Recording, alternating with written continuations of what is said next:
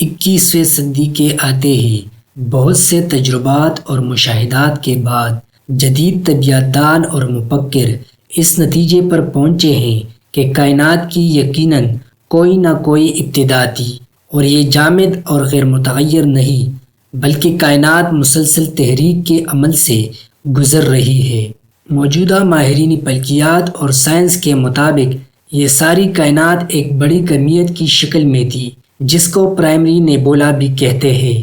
پھر کافی عرصہ پہلے ایک عظیم دھماکہ ہوا جس کا نتیجہ کہکشاؤں کی شکل میں ظاہر ہوا۔ پھر یہ کہکشائیں تقسیم ہو کر ستاروں، سیاروں، سورج، چاند وغیرہ کی صورت میں آئے۔ اس عظیم دھماکے یا کائنات کے وجود میں آنے والے واقعے کو سائنس کی دنیا میں بگ بینگ کہا جاتا ہے۔ پورا سائنسی طبقہ اس بات سے اتفاق کرتا ہے کہ یہ دھماکہ اربوں سال پہلے واحد پوائنٹ یا نقطے سے نکلا تھا۔ یہ حقیقت جو کہ حال ہی میں جدید طبیعت دانوں نے دریافت کی ہے 1400 سال پہلے قرآن مجید نے بیان کیا ہے۔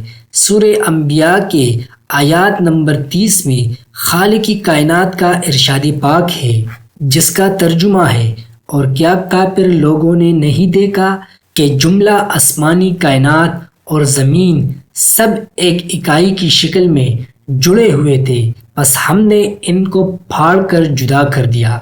1925 میں امریکی ماہر طبیعت دان ایڈون ہبل نے ٹیلیسکوپ کے ذریعے اس عمل کا مشاہداتی ثبوت فراہم کیا کہ تمام کہکشائیں ایک دوسرے سے دور ہٹ رہی ہیں، جس کا مطلب یہ ہے کہ کائنات پھیل رہی ہے۔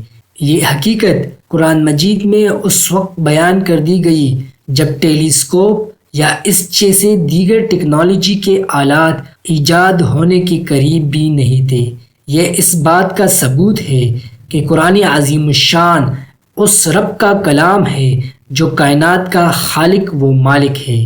قرآن پاک میں کائنات کی فطرت اور خاصیت کے حوالے سے خالق کائنات کا ارشاد پاک ہے، اور ہم ہی ہے یعنی خالق کائنات جس نے آسمان کو اپنی دست قدرت سے پیدا کیا اور ہم ہی اسے پھیلا رہے ہیں۔ قرآنی لفظ موسعون یعنی وسعت دینے والا، یہ ایک ایسی کائنات کی طرف اشارہ کرتا ہے جو کہ مسلسل پھیلتی جا رہی ہے۔ یہ کائنات اپنے وجود آنے سے یعنی آج سے اربوں سال پہلے سے ہر سیکنڈ میں مسلسل لاکھوں کلومیٹر میں پھیل رہی ہے۔ By the time you listen this, the universe has grown bigger. یہ کائنات ہر لمحہ پھیل رہی ہے۔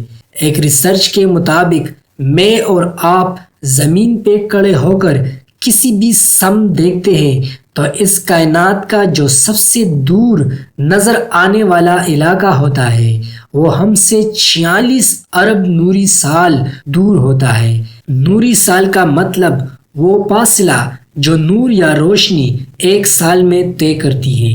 ایک نوری سال میں 6 کھرب میل ہوتے ہیں۔ سائنس کہتا ہے کہ یہ صرف ہمارا ایک بہترین اندازہ ہے، حقیقت میں یہ فاصلہ اس سے بھی زیادہ ہو سکتا ہے۔